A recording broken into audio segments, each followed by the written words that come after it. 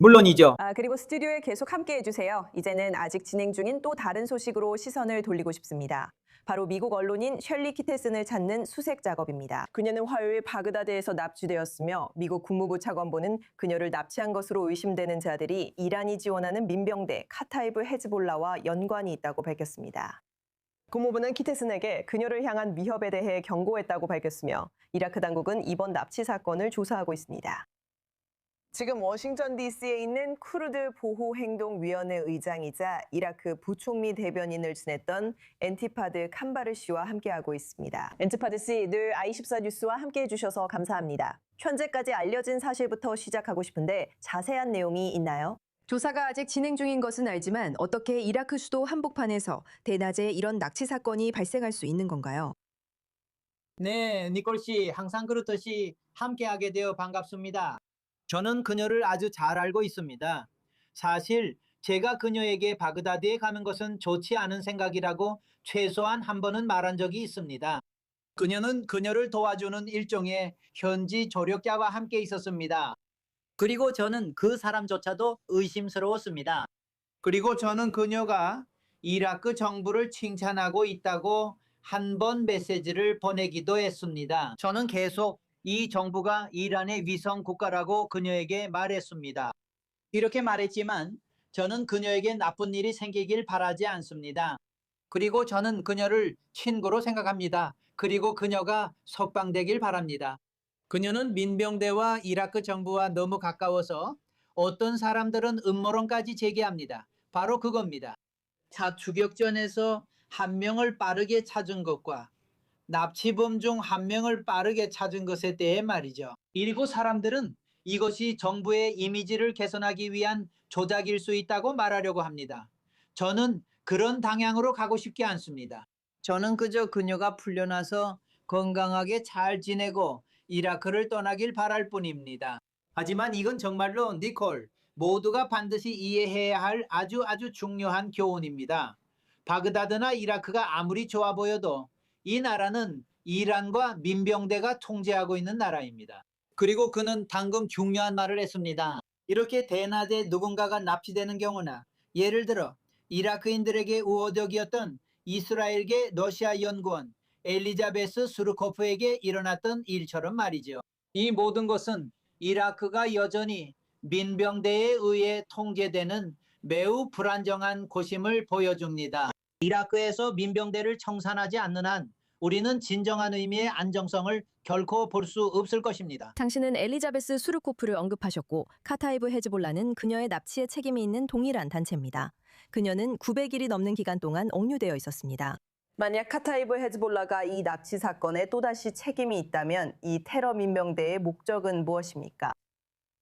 라이샤, 그들은 이란 혁명 수비대를 위해 일하고 있습니다. 아주 간단하죠? 하지만 그게 전부가 아닙니다. 문제는 그들이 이라크 정부로부터 급여를 받고 있고 이라크 정부 신분증을 받고 있으며 이라크 정부 차량도 제공받고 있다는 점입니다. 그래서 그들은 위장할 수 있습니다.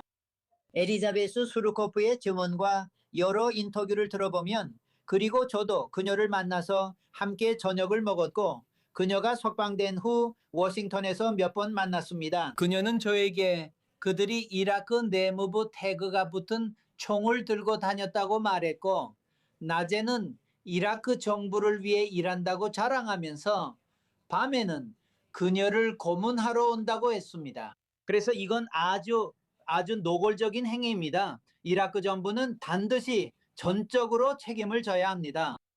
이라크 정부가 우리는 이 일과 무관하다, 이 민병대들과 상관없다고 하는 건 사실이 아닙니다. 그들은 PMF, 하시 샤비 소속입니다. 그리고 제 생각에 진정한 해결책은 PMF를 해체하고 이 영향력을 없애는 것입니다. 이것은 이라크 헌법에 위배되고 법에도 어긋나며 트럼프 대통령의 중동 평화와 안보를 위한 의제를 계속해서 약화시킬 것입니다. 그들은 IRGC의 산하 조직입니다. 니콜, 3월 말 1,500대가 넘는 차량이 이라크 국경을 통과했으며 10,000명 이상의 PMR을 수송했습니다. 전투원들은 이란 정권을 도와 이란 시민들을 탄압하고 살해하기 위해 이란으로 갔습니다. 일부는 테헤란 촬영 영상에 나왔으며 소셜 미디어에서 볼 수 있습니다.